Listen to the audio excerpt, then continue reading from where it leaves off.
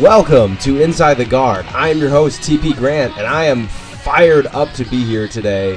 We are coming off an awesome UFC 184 card in which Ronda Rousey defended her women's bantamweight title in what was the fastest submission in UFC history, except for one submission back in the SCG era, in which Olev Tektarov faced Anthony Macias, who was managed by the same, had the same manager, and it was a tournament bout, so he dove right into a guillotine that was finished within 9 seconds, and it's universally considered to be a work. I believe it's confirmed that they worked out something ahead of time so Oleg would move on, so that makes Ronda Rousey's 14-second armbar of Cat Zingano pretty much, I mean, the fastest legitimate submission we've ever seen in the UFC, and it was just flat out phenomenal. By the way, I'm your host, TP Grant. You can follow me on Twitter at TP_Grant. You can find my writing on bloodyelbow.com. I did a really, really quick write-up of the armbar the night of a judo chop breakdown. And you can go have a look at that, but I'm just going to skip right to it because this was an awesome display of transitional grappling. So we're just diving right in an in-depth look of that armbar because it was nothing short of awesome. So one of the main points heading into this fight was the idea that Cat Zingano was a slow starter, and it seems like she wanted to try to force a quick start, so she bull rushed Ronda with that flying knee. And Zingano's game is very similar to Ronda. She likes to be in close. She likes to work from the clinch, use strikes to set up powerful throws. They're very, very similar. So Zingano decided to go. It looks like she decided to go strength on strength and see who was better in the clinch. So right now up is an image of the flying knee, and you can see pretty clearly that Ronda has successfully sidestepped the knee. You can see that Zingano didn't actually make contact. And right now, Rousey's actually on a pretty good angle to Zingano. She's kind of looking at Zingano while Zingano's looking straight ahead, which isn't a great position to be in necessarily. It actually would suggest that Ronda's in the more dominant position for the takedown, but Zingano recovers very, very quickly. And she's able to, as you can see in this next image, turn, and she's able to actually kind of shoot an underhook on Ronda, and she gets this position where she is in something close to like a half hip throw position, where she's at like a T to Ronda, like she and Ronda are making a T, where the Zingano's the stem and then Ronda's the top of the T, and Zingano drops straight to her knees and attempts to just kind of bulldog Ronda over, and that's where the sequence really, really gets started. And it's here that we're going to kind of take a step back out of the second by second and take a broader view of Ronda's judo background, because it becomes highly relevant in this moment. And judo is, at its essence, a throwing martial art. It is focused on the techniques, principles, and science of taking a resisting human being off balance and then throwing them to the ground with some authority and hitting them with the planet Earth. And the very first thing a judo white belt learns how to do is how to fall properly. It's commonly known as break falling.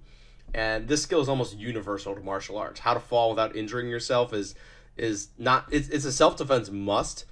And I mean, it's simple self-preservation, especially for those of us that have to walk dogs in icy conditions. And the basic idea of a break fall is you're going to spread out the impact. You want to give that, the force of you hitting the ground, you want to give as much surface area to that force as you can. So when you come down, you try to land flat on your back if you can, or if you're going to do a side break fall, you land on your side, but you slap your arm out and you kind of slap the mat or the ground to kind of disperse that impact. And you'll see, you see like this is how stuntmen fall. If you've ever seen like stunt falls where they like dive off buildings and they always land on their backs with their arms outstretched onto those big giant air cushions. And that is designed to spread the impact out. It's a very safe way to fall. If you post an arm, it's very easy for you to break your arm if you don't know what you're doing. Your chin is tucked so you don't whiplash your head into the mat and disorient yourself or give yourself a concussion.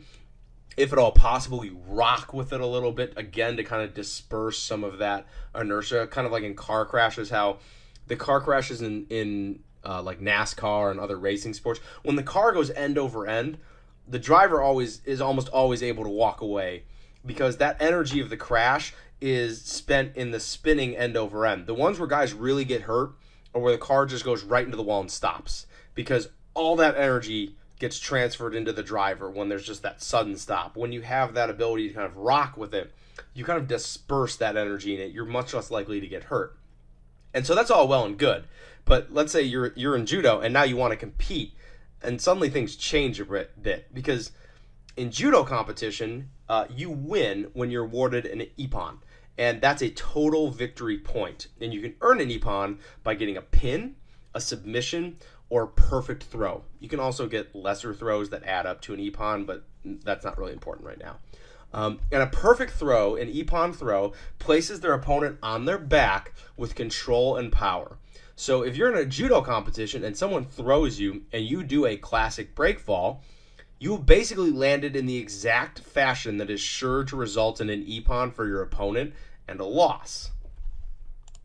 And for those of you who have been watching the video, I've had a little running video of Judo Ippon, a highlight of Ippons from 2014, and you can see several of the images. Some of them are submissions, some of them are pins, but you can see some of the throws in which guys are landing flat on their back, or their back is kind of landing flush to the mat at any point, is considered to be an Ippon, and the match is over. It's like a submission or a knockout or things like that. So judoka are very, very good at getting these throws, but also you have to be good at not being thrown like this. Now, this idea that you don't want to be thrown to your back is a problem shared by wrestlers and sambists, because landing flat on your back in a throw in those sports, while a safe way to fall, is bad from a scoring perspective. So within the context of these competitive throwing arts, a style of falling has become favored that's generally referred to as a turnout. And for an international level judo competitor like Ronda, it's a vital skill. Because if you're competing in high-level sambo, high-level judo, or high-level wrestling, it doesn't matter who you are. There are so many matches, so many tournaments that are filled with really good athletes and grapplers, you're gonna get thrown. And you don't want being thrown once to be you've lost and you're out. You need to have some sort of a defense. So a throw is basically a transition. It's going from a standing position to a grounded position, and guys are becoming more comfortable in this transition, or I should say guys and girls in general have become more and more comfortable in this transition. And the turnout is essentially falling in a fashion in which you will not land flat on your back. And I have some examples going right now. Now, the principle is pretty simple. Instead of fighting the throw, you ride the momentum of the throw. In the ideal case, the perfect case that you're seeing like right now, you ride it into a full cartwheel out of the throw, and you land back on your feet ready to grapple. At the very least, you ride it to the point of being able to turn over and belly out and land on your stomach, which is not as valuable in the scoring from the scoring perspective of those sports as throwing someone to their back. Judoka Grigori Zantaria is well known for his ability to avoid landing on his back. And he's very adept at bellying out on throws, and in the right situations, he can cartwheel you out of throws or even hit a full reversal mid-air and score an ippon for himself. And right now, I have some images of him teaching some of these techniques, and you can just, I mean, number one, it shows that yes, people are training this. This is something that is a learned skill. It takes athleticism. You have to be a pretty good, it's a dynamic movement. You know, if you're not quite strong enough to do a headstand while you do this, well, then you got to get in the gym and work on that.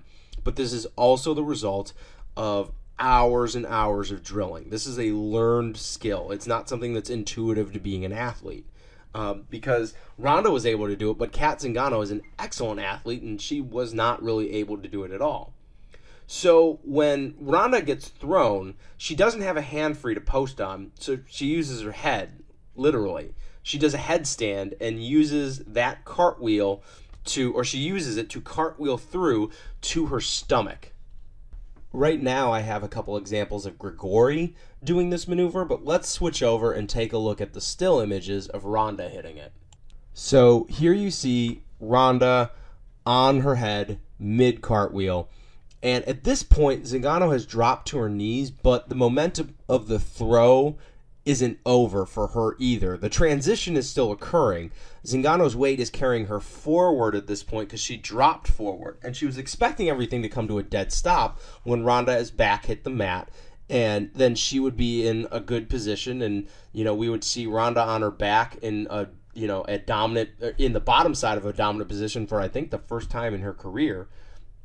So when Ronda continued to roll and continued the momentum, Zingano had nothing to base out with and was kind of brought along for the ride in kind of a counter Ippon sort of move that, is just been burned into Ronda's muscle memory from all the years of judo she's done, and what I'm assuming are like quite literally thousands of hours of drilling throws and throw counters in the lead up to her Olympic career. So Zingano is rolled over, and she also tries to kind of belly out and turn out and end up on her stomach. The problem here is that this is a reaction that Ronda is really used to. This is her wheelhouse. This is judo-like transitioning. She has just countered someone's hip throw, and that person is now bellied out in an effort to avoid being pinned. This is what she's been doing her entire life. So Ronda immediately knows what she's going to do. She steps over, as you can see here, and she's going to take what is basically the back mount at this point, the belly down back mount. Zingano's face is down in the mat. Ronda's coming up on top of her, and this is a very, very bad position, especially when strikes are involved. And they end up in this position right here. The picture's a bit blurry, but basically Zingano is still kind of, her hips are facing down, but her upper body, her shoulders are kind of turned away from Ronda at this point. And it appears that Ronda has hooked her right arm around Cat Zingano's left arm, which is on the bottom here, while Zingano's right arm, which is kind of on top, is hooked around Ronda's head. And a lot of people have been critical of Zingano for grabbing Rousey's head in this situation, exposing her arm. But from this angle, it seems pretty darn clear both of Zingano's arms are in danger here from arm bars. Rousey has hit this transition perfectly. If Zingano were to pull her right arm down and try to get that arm out of danger from around Ronda's head, all Ronda would have to do is pull up on Zingano's left arm and step over and do a classic spinning arm bar to take the left arm. So it is entirely possible that Zingano either A, got completely lost in transition and is taking a moment here to figure out what is exactly going on, or B, is so concerned about her left arm that she doesn't consider the danger that her right arm is in. Either or both are entirely possible because of how fast things developed here. That transition of the transitions in general, and for those of you that aren't aware, transitions in grappling are, you have the UFC video game. So if any of you play the UFC video game, there are the positions that you can go to, right? There's guard, half guard, there's posture up, there's posture down, there's side control, there's mount. Transitions are going from kind of established positions where kind of both parties have neutral momentum at that point. And when someone or both parties are moving kind of at the same time to kind of improve or change their position. And in transition, hitting things in transition when both parties are kind of moving, when both bodies are moving somewhat independently of each other, is where really high-level grappling takes place. And transitions can make very good grapplers look bad, because really what it comes down to is familiarity with a transition. If you are, I mentioned this on heavy hands, but a guard pass is a transition, and it's one that jiu-jitsu guys are very, very comfortable with. They've spent thousands of hours in the gym working different guard passes, getting caught in triangles, getting caught in arm bars, learning the do's and don'ts of those transitions so that it becomes second nature to them and they can do all these things very, very quickly. For Ronda, this sort of transition off of a throw is what she's been doing her whole life. For Cat Zingano, it's not necessarily the most intuitive thing. And you have good grapplers who make bad mistakes in transitions they're not familiar with. So it's entirely possible here that Zingano got a little bit lost in the transition, while Ronda was, just reacting, while Zingano was thinking. So at this point, Ronda just has to pick an arm. and she decides to go for Zingano's right arm. So Ronda takes her right arm and kind of does like a backstroke maneuver and puts it on Zingano's back. And now her armpit, Ronda's armpit, is grabbing Zingano's right arm. And Ronda's left arm posts out far on the mat, and she transfers her weight to that arm. Now, in this position, Zingano's pretty much done. Her only real defense would be to try to turn into Ronda and like drive her elbow to the floor, and even then, it would likely just have resulted in the exact same armbar occurring, just Ronda looking up at the ceiling and Zingano looking up in the ceiling rather than the position they ended up in. Now, Ronda's going to transfer all of her weight to that posted arm on the mat, and she's going to use that to lighten her left leg. She's going to bring her left leg out, and she's going to bring it across Zingano's face. And she actually ends up hooking Zingano's other arm in this transition and just like stretching Zingano out horribly. But she ends up in this armbar that we drill it sometimes at my school as a headlock escape, and it's just brutal. The amount of pressure you can bring on the arm with this kind of the armpit trap that you're seeing here. Now Ronda is sat to face Zingano's legs. She's got her armpit grabbing Zingano's wrists, and the elbow's right on the hips.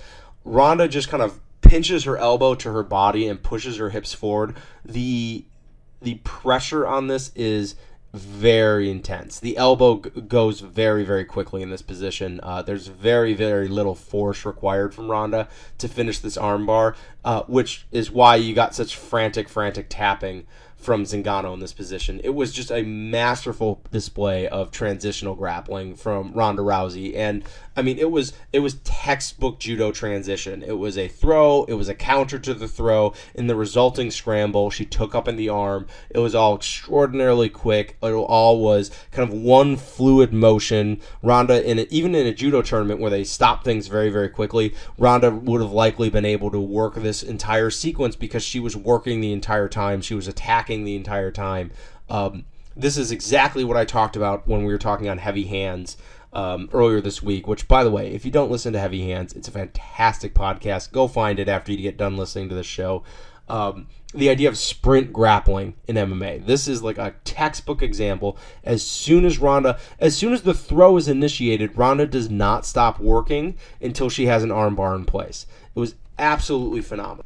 All right, so I suppose there were other fights on the card that we should talk about, and the co-main event leads naturally into the next question that you're going to get with Ronda Rousey, and that's who she should fight next. Now, of course, the number one thing that comes up, or the number one person that should be mentioned, is Cyborg, and I really have my reservations about this fight happening for a couple of reasons, though the biggest reason is there's really not that much in it for Ronda. They would have to throw a ton of money at Ronda to make this happen because there's zero value in her going up in weight. Like, do a catchweight bout in 140. It's not for a belt. It's not for anything special for Ronda. It would have to be for a lot of money. Going up to 145 is utterly, pointless. There's not as nearly as deep of a division there as there at 135. There's significantly more talent at 135 than there is at 145 for Ronda to beat up on. And the risk for Ronda is incredibly high.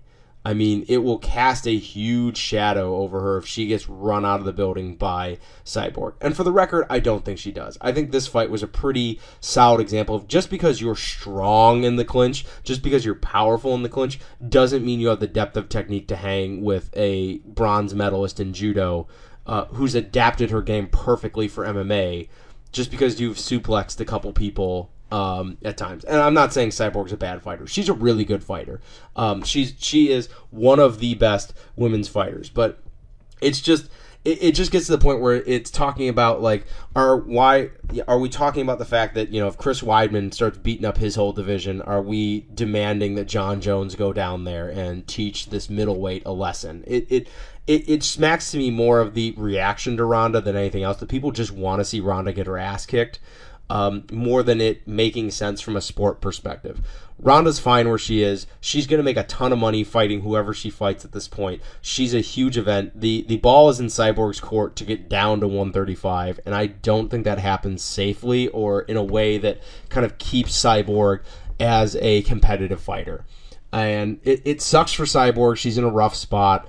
But she's also failed a drug test. She's also, I mean, that's another factor, is how willing will the UFC be to bring in someone who has a history of PED use and put them in against one of their, like, you know, golden draws at this point. I know Rousey doesn't exactly break the bank pay-per-view number-wise, but she's on par with some of the other male champions. And just so much crossover with her that doesn't show up in things like pay-per-view numbers that make her very valuable, and put her up against someone with a known PED history and have a fight that could easily fall apart from a pre-fight drug test or something like that. I feel like there's a lot of risk involved. The UFC will only make it if it's an absolute necessity. One of the people that could potentially be fighting Ronda in the future is Holly Holm, and Holly Holm had a less than thrilling debut against Raquel Pennington in the co-main event, and it was something that, if you followed me on Twitter or other things that I was, or you watched MMA Prospectus, I fully expected Holm to struggle in this fight. Pennington is a very tough inside fighter. Holm, for all the talk that her professional boxing career gets, her punches are not that, like, technically sound. She doesn't get a lot of power into them. It's really her kicks that are like the centerpiece of her offense, and her kind of step left knee is really, really good, and she's not the best at controlling distance. She's a pretty good grappler, and she stuffed a lot of Pennington's takedowns. She had a pretty nice ability to swim for an underhook and kind of get her hips out so she didn't have to do like a full sprawl. So that was all good, but it wasn't a super impressive performance because that's not Holly Holm. She's not this, like, you know, incredible knock you out, put you away, one-hitter quitter striker that people have kind of made her out to be. She's going to do better than she did in this fight. I think there was a combination of making your UFC debut and facing someone who's just a really bad stylistic matchup for you. But there's also something to be said for the fact that the best fighters at 135 are almost all clinch fighters, and that's where Holly struggled the most. So I don't think Holly Holm is a big-time threat to Ronda Rousey. I do think that there will be interest in that fight if and when it occurs. So I'm not super surprised. Raquel Pennington put up a heck of a fight. Pennington doesn't have the most impressive record in the world, but she's a really good, tough fighter. She absolutely deserves to stick around in the UFC. She can do some good things for them and is a pretty solid gatekeeper type. Let's take a little jump down the card a little bit further and talk Jake Ellenberger and Josh Koscheck, because holy smokes, was that a violent choke. Jake Ellenberger, you know, he was exchanging strikes with Josh Koscheck, trying to find a home for his signature right hand. Josh Koscheck was shaking it off like, you know, no big deal when it connected, and they ended up with Josh Ellenberger getting kind of the power guillotine. And the power guillotine, I mean, the guillotine in general, we talked about this with the north-south choke. The guillotine is really, you know, it works on the same principle as a rear naked choke, and he was able to shoot his grip in deep enough to get the full, like, rear naked choke grip from the front. And Koscheck did pretty much the only thing you can do in that situation, and he tried to spin out of it, and he dropped to the ground. And Ellenberger put in what appeared to be a no-gi Ezekiel choke. And for those of you that aren't aware, like, an Ezekiel choke is I dive my arm around the back of your head, and then if I have a gi, I grab my own sleeve of my other hand and I bring it in front of your neck. So my one arm is behind your head, and my other arm, it comes in front of your neck, and then if I can, I grab my forearm and then I straighten my arms and I take away all that space, and it's just it's a nasty choke. And you can do it in no-gi, and in no-gi it's even meaner, because when you grab your forearm, you usually just drive your fist into their neck, and that appeared to be what was happening. And I mean, Josh Koscheck's reaction to that was that of someone being strangled. He was kicking around, flopping around, trying to get out. And then, of course, that camera angle that showed him foaming at the mouth with, like, pure panic in his eyes was And even further down the card, we had some slick back taking going on as both Ronan Carneiro and Tony Ferguson sunk really slick rear naked chokes. But between the two of them, Tony Ferguson choking out Gleason Tebow in just under 3 minutes, that's pretty legitimate stuff. That's an impressive performance. And I think it's pretty clear that, I mean, in his UFC run, the only guy that Tony Ferguson has lost to has been Michael Johnson, who it's pretty well proven at this point. Michael Johnson's a damn good fighter. I think Tony Ferguson is really sneaking up on people. He's clearly at this point a really good fighter that deserves some serious credit from fans, and I think he needs to start getting consideration. He needs to start getting top 15 opponents at this point. I mean, that's the kind of guy that's going to challenge Tony Ferguson at this point because he's just absolutely putting dudes away. The only other thing I'm going to talk about today is the eye poke that ended the Kid Yamamoto Roman Salazar fight. And if you've ever read my Sunday Perspective work, which I've ended to pursue this particular podcast, for the better, I think. You guys don't need to be reading my 1 a.m. typos on Sunday mornings anymore. This fight, eye pokes I've been very vocal on.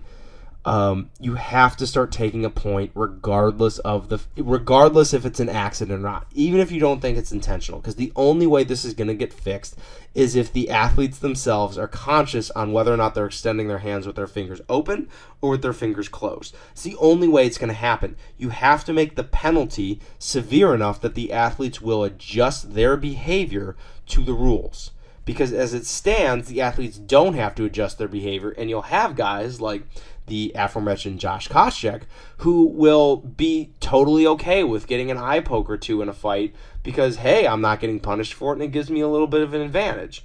So I really feel that needs to be something that changes. I mean, I don't think gloves, curved gloves are necessarily the answer. I think it could help, but it's not going to get rid of all eye pokes. I think the only way you solve this is by modifying athlete behavior, and I think the only way you do that is by penalizing it so heavily that the athletes are the ones who are responsible for not doing it if they want to have a winning career. Well, other than all that, I'm not sure we have too much more meaningful things to take away from this card. Because, I mean, when we're talking about cards that have been ravaged by injury, this UFC 184 is right up there. It ended up being entertaining. I don't feel my money was misspent in buying that pay-per-view at all. But in terms of high-level, meaningful MMA, we got a couple high points. But there was quite a bit on this card that, I think is going to come up on my MMA Perspectives show. Well, not mine. Myself, Zane Simon, and Patrick Wyman. Talking about young fighters and things like that. And then there were a couple fights that, Mark Munoz getting choked out again. I kind of feel like Mark needs to maybe think about moving on and just focusing on coaching. I'm never going to tell a guy to retire, but at this point, the UFC's trying to find dudes for Mark Munoz to be competitive with, and he is consistently not being competitive with them. I think Mark Munoz is pretty clearly past his peak as a fighter and is in a heavy, heavy decline at this point. So I think we're just going to call it and say what a fantastic card, considering all the crap surrounding it in terms of injuries and things like that. Imagine how amazing it would have been to have Chris Weidman and Vitor Belfort on this card. But, that's MMA, and, we learned a valuable lesson tonight about running directly at Olympic judo medalists. You can find me on Twitter at TP_Grant. Of course, you can find me on Bloody Elbow. I'm over on the subreddit for MMA on Reddit. I'm all over the place. If you ever have any questions or requests or anything for the show, shoot me a tweet, shoot me an email. I will be back doing Inside the Guard for the aftermath of UFC 185 on March 14th. So until then, have a great week.